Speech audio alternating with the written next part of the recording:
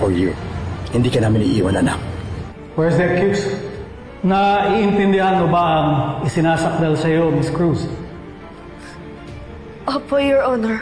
At ano ang sagot mo sa paratang? Not guilty, Your Honor. Hayop ka! Napakasinungaling mo! Anong not guilty? Ha? Ikaw ang pumatay sa anak ko! Pinatay mo yung anak ko! Ano sinasabi? Iba po pala yung pakiramdam sa loob, Nanay. You did well, Colleen. Just stick to the truth. Yun ang magpapalakas sa'yo. Thank you, attorney. Saan nga pala si Noah? Thank you for accepting my invitation. Sabihin mo nang kailangan ko malaman. Gusto kong maging magkakampi tayo para makuha mo si Felma at mabawi ko naman ang asawa ko. Ito, Bunso. Maglaro na lang tayo para di ka nagmumukmuk sa kwarto.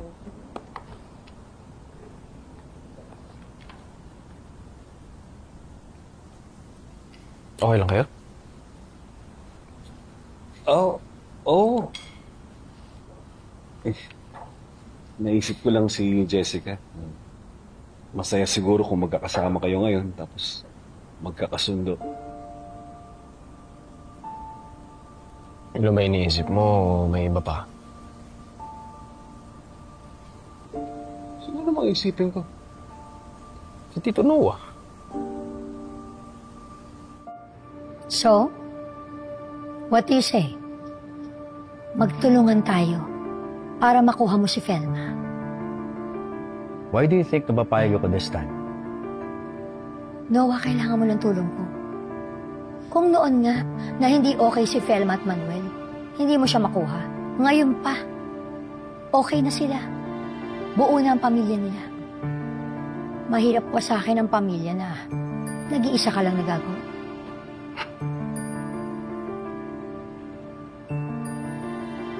Hindi ako kumikilos para wasakin ang pamilya nila.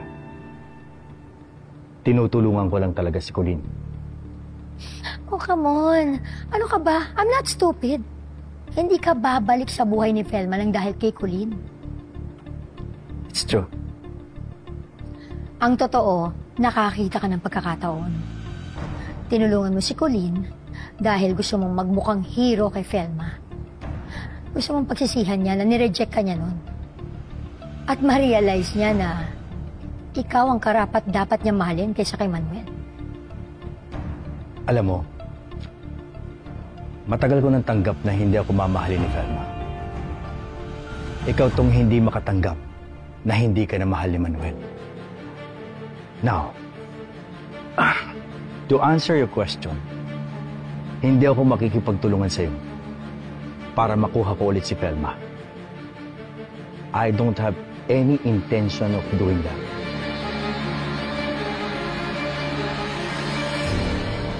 Hindi naman naisipin si Noah. Tay, hindi na po kami mga bata. Siyempre, napapansin na namin pag awkward kayo.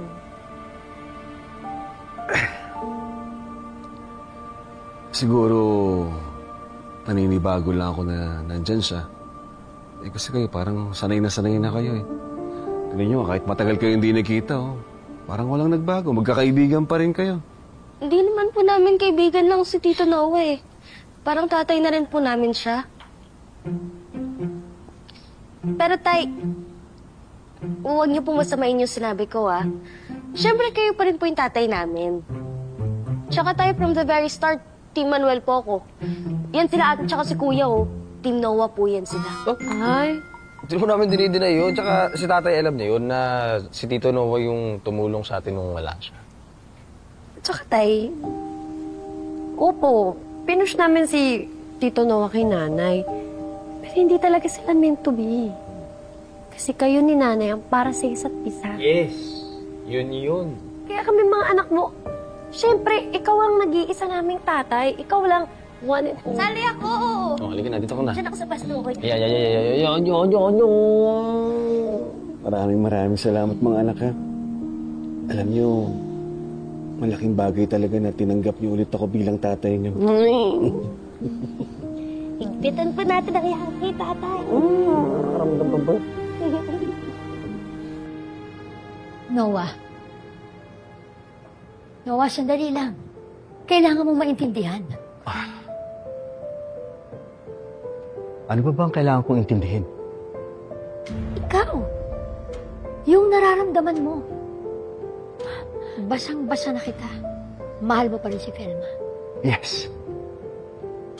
And so what? Hazel, hindi pa rin ako kikilos para makuha ko siya. Dahil ang tunay na nagmamahal, yung marunong mag-let go. Hindi katulad mo. Alam mo yun sa'yo? Obsession yan. You're obsessing over Manuel. Obsessed na ako, obsessed.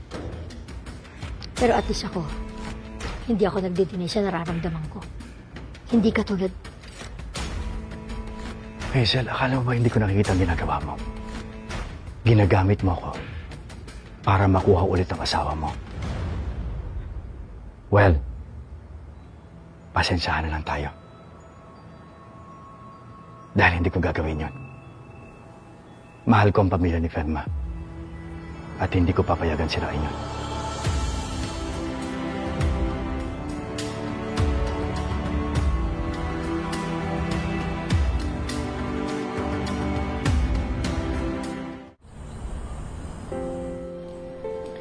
Sisigyan ako kuya. Talongganisa.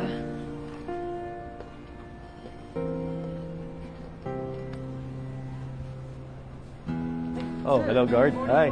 Long time no see. Dito!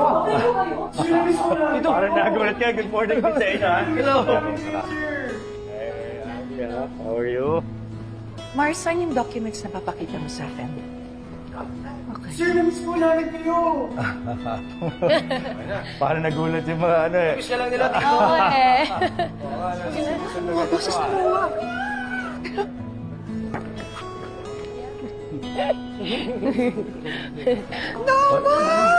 Uy! Andito ka pala. Diba? Oo. Hindi ka nagsabi. Di sana nakapag-prepare kami. Eto naman, no, para naman ako iba dito. Kayo talaga. Hindi para mas bongga yung, di ba, homecoming mo. Ganun ba? Alam mo, hindi pa naman huli ang lahat. Ganito na lang. Magpa-deliver na lang tayo. Anything you want, guys? Mag-take out tayo. Yeah! Ako na mag-order. Ito si Andrea. Magaling sa mga sa... Sige. Pizza! Pizza! Ako na bahala, Nay.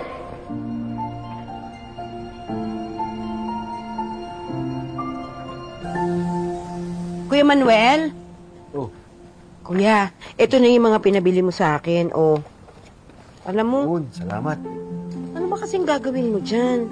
Yan pa, oh. Gagawa ko ng scrapbook.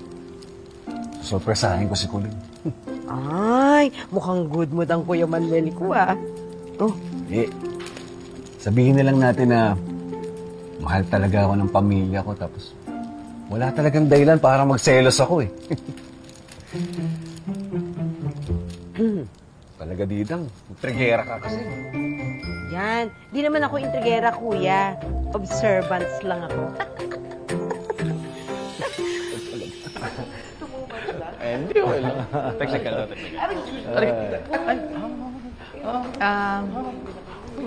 Mas naging strict kami sa production facilities at saka quality control. Lalo na nung sinabutahe yung negosyo natin. Siguro blessing in disguise na rin yung nangyari dahil tumaas ng 20% yung overall sales natin. That's great to hear. Iba pa rin talaga pag naririnig ko mismo. Hindi lang yung nababasa ko yung report. Nay, kain na kayo. Ito na. Salamat, anak. Noah, salamat sa itinuro mo, ha? Hindi ko naman mamamanage tong negosyong to kung hindi mo ako inalalayan noon. Ano ka ba, Felma? Hindi ka pa rin nagbabago. Napaka-humble mo pa din. Hindi naman lahat ay galing sa akin. You have your own very efficient way also. Salamat, anak. Hindi po. Cheers. Cheers. Cheers.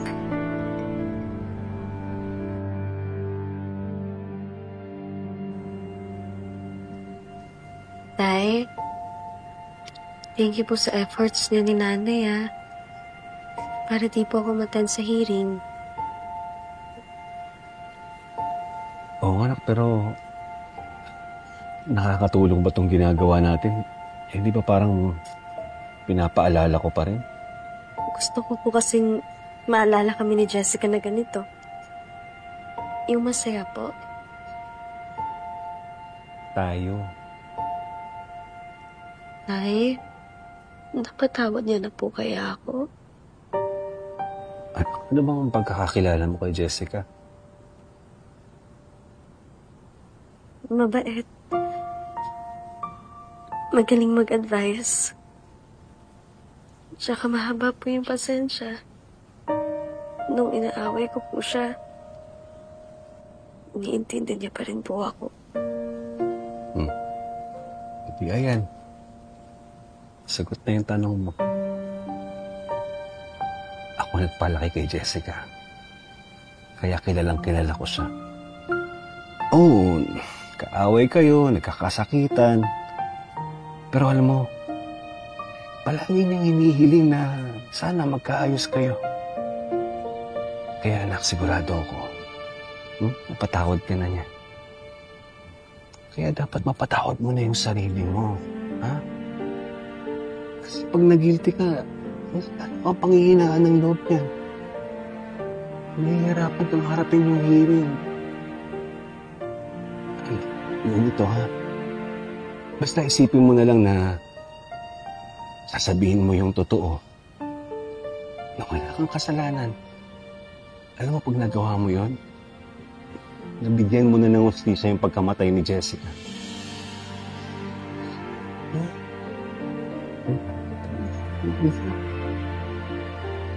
Salamat po.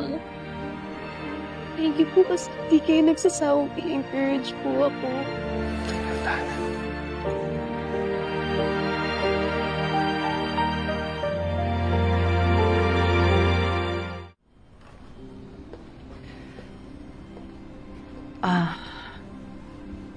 Hindi naman sa lahat ng pagkakataon efficient ako.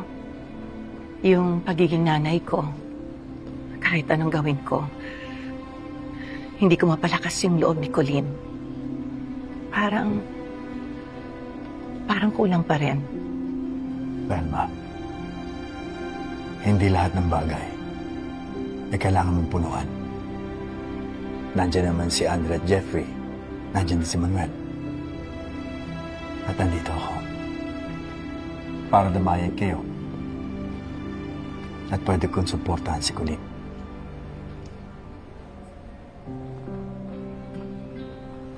Salamat, Noah. Hindi ka pa rin nagbago. Mabuti ka pa rin kaibigan.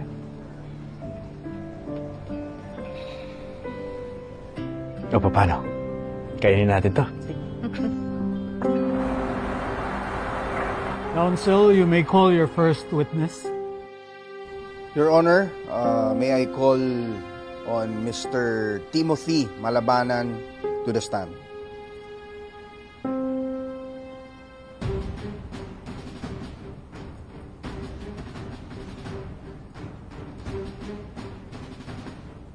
Mr. Malabanan, maaari mo ba uli sabihin sa amin kung ano ang trabaho mo? Driver po. Nagtatrabaho po ako bilang driver kay Miss Lani Benitez. Naalala mo ba kung nasaan ka nung araw ng November 3, 2025 ng bandang 2:00 ng hapon? Opo, nagmamaneho po ako sa tapat po ng Southcrest Hospital. Siguro po mga 2:00 po ng hapon. Maaari mo bang sabihin sa amin kung ano ang nangyari habang binabaybay mo yung lugar na yan? Nakita ko po sa sidewalk, may dalawang babae po na nag-aaway. Isa po sa kanila si Colleen Cruz. Tinulak niya po yung isang biktima. Mabilis po yung pangyayari. Sinubukan ko pong promeno pero nabangga ko na po yung babae. Hindi totoo yan! Nagsisinungaling po siya! Hindi ko po tinulak yung kapatid ko! Counsel, restrain your client. Apologies, Your Honor. Colleen, please. May oras para sa testimony mo. Right now, let me go, Mancha. That would be all, Your Honor. Cross. Yes, sir. Mr. Malabanan, ang sabi mo kanina, mabilis ang mga pangyayari. Gaano ka kalaya dun sa mga babaeng nakita mo bago mo nabangga yung biktima? Siguro po mga 40 or 50 metro mula po kung nasan ako. Gaano ka kabilis? Sakto lang po, siguro po mga 60 kilometers per hour po. At habang nagmamaneho ka, nakafocus ka sa daan, hindi ba? Opo, malinaw na malinaw ko po nakikita sila. Ang sabi mo pa kanina, nakita mo yung dalawang babae na parang nag-aaway. Opo. Narinig mo yung pinag-usapan nila, hindi ba? Hindi po. Hindi. Hindi mo pala narinig yung pinag-uusapan nila eh. So, hindi ka rin sigurado na nag-aaway sila. Tama? Tama po. Yun. So, hindi kaya sinasabi mo lang na itinulak ng akusada ang biktima para may ibang managot sa pagsagasa mo sa kanya? Hindi po ganun na nangyari. Ako rin naman yung kinasuhan eh. Pero nakita ko po talagang malinaw sa paningin ko. Tinulak ng babaeng yan, yung biktima. Tinulak niya. Ganito pa nga yung pagkatulak eh.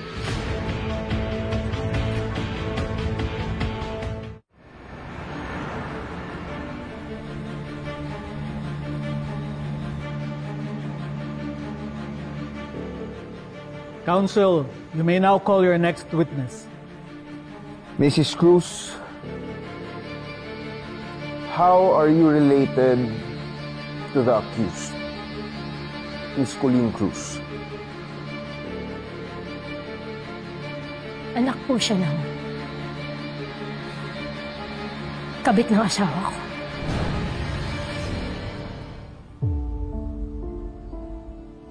Nasaan ho kayo nung araw na nabangga si Jessica, Mrs. Cruz? Nasa Southcrest Premier Hospital po. Ano hong ginagawa niyo doon? Gusto ko sana bawiin yung asawa ko sa kabit niya. Pero nakita ko sinasaktan ni Colleen si Jessica. Jessica, please! Jessica! Hay! Nung nakita mo, Mrs. Cruz, na sinasaktan ni Colleen si Jessica, ano ang ginawa niyo? Tinulungan ko po yung anak ko. Tapos pinagsabihan ko si Colleen. Pero biglang dumating yung mga kapatid niya. Tapos may mga kasama pa. Ang dami nila. Pinagtulungan po nila ako. Sinungaling! Pinagtanggulan namin si Colleen, sinasaktan mo siya eh! Order! Mrs. Cruz, you may proceed. Nagulat na lang po ako. Wala na si Jessica at si Colleen. Kaya sinundan ko po sila. Doon sa may kalsada. Nakita ko. Jessica! Jessica! Jessica! Nakita ko. Nakawalang na yung anak ko. Ang daming dugo. Mrs. Cruz, you may continue. Nalaman ko sa driver. Tinulak ni Colleen si Jessica kaya nasagasaan. Para ako sinaksak sa dibdib. Hindi ko matanggap. Paano nagawa ni Colleen yun sa sarili niyang kapatid? Colleen, ang sama mo. Ang sama mo. Bakit mo pinatay si Jessica? Pinatay mo si Jessica! Pinatay mo!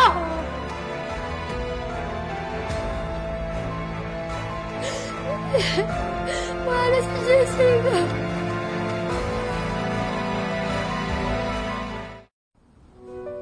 Nung araw ng aksidente, hindi nyo naman ho nakitang itinulak ni Colleen si Jessica. Hindi ho ba?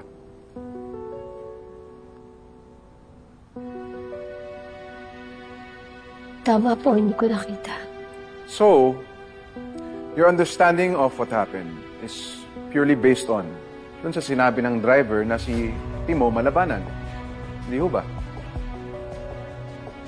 Yes. Mrs. Cruz, have you personally witnessed Colleen threatened to kill Jessica? No. So, kung hindi mo naman pala na-witness na threaten ni Colleen si Jessica, pwede ding aksidente nga lang talaga ang nangyari. Objection, Your Honor. Speculative.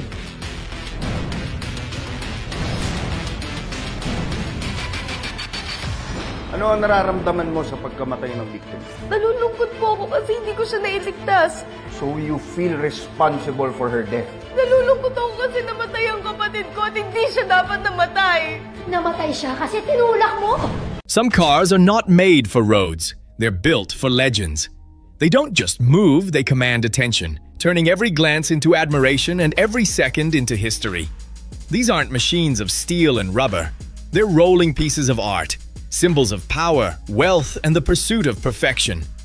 Behind hidden gates and private showrooms, billionaires and collectors guard these masterpieces. Rare Ferraris, one-of-a-kind Bugattis, and custom Rolls-Royces worth more than entire neighborhoods. Each car tells a story of obsession and passion, where design meets destiny. Stay tuned, because what you're about to see redefines the meaning of luxury on wheels. 1. The power of rarity, when every car is one of a kind. In the luxury car world, rarity is what makes collectors truly excited. Some cars are built only once or in very small numbers, making them treasures worth millions. Vehicles like the Bugatti La Voiture Noire or the Pagani Zonda aren't just made to drive, they're made to be admired. Every small detail, from the engine design to the handcrafted interiors, shows incredible skill and passion. Owning one is like owning a piece of history. For collectors, these cars are more than metal and speed. They're timeless art, and every one of them tells a story no other car can match. 2. The billionaire garages, where dreams sleep on four wheels. Many luxury car collectors don't keep their cars in normal garages. They build private showrooms that look like car museums. Imagine rows of Ferraris, Lamborghinis, and Aston Martins shining under soft lights, each one spotless and perfect. Some garages have glass floors, rotating platforms, and high-tech security systems to protect every vehicle. These spaces aren't just for parking, they're designed to celebrate beauty and craftsmanship. Every collector's garage shows their unique style and love for cars. It's a private world where dreams rest quietly on four wheels, waiting for their engines to roar again. 3. Custom creations, when luxury becomes personal. For true car lovers, the most special vehicles are the ones made just for them. Some collectors design their own cars, choosing every color, material, and feature by hand. They might add gold details, custom leather seats, or even rare gemstones. Each car becomes a reflection of its owner's taste and imagination. Designers and engineers work together to make these dreams real, creating something no one else in the world owns. These custom creations show that real luxury isn't about price, it's about personal expression. Every curve and line tells a story of creativity, passion, and individuality. 4. The investment game, when cars become gold on wheels. Luxury cars can be more than beautiful. They can be smart investments. Some classic models increase in value every year, making collectors millions. For example, a McLaren F1 bought decades ago for $1 million is now worth over $20 million. Collectors study the market carefully, knowing which cars will become rare in the future. They see each car as both a passion and a business move. It's a mix of heart and strategy, where beauty meets profit. These gold on wheels collections prove that sometimes following your passion can lead to real financial success. 5. The emotion behind the engine. Why collectors keep going. Behind every luxury car collection is emotion. For many collectors, it starts with a childhood dream, a car poster on the wall, a memory of their first ride, or the sound of an engine they never forgot. Each car they buy brings back that feeling of excitement and wonder. It's not just about speed or money. It's about reliving moments that made them fall in love with cars in the first place. These vehicles become symbols of joy, passion, and achievement. That emotional bond is what keeps collectors chasing new models, always driven by the heart behind the engine. Luxury car collections aren't just about wealth. They're about passion, history, and the art of perfection on wheels. From rare models and custom creations to priceless investments, each collection tells a story of dreams turned into reality. Thank you for watching. If you found this video helpful, please hit the like button and share your favorite car in the comments below. Don't forget to subscribe for more valuable insights and exciting looks into the world of luxury, design, and innovation ahead.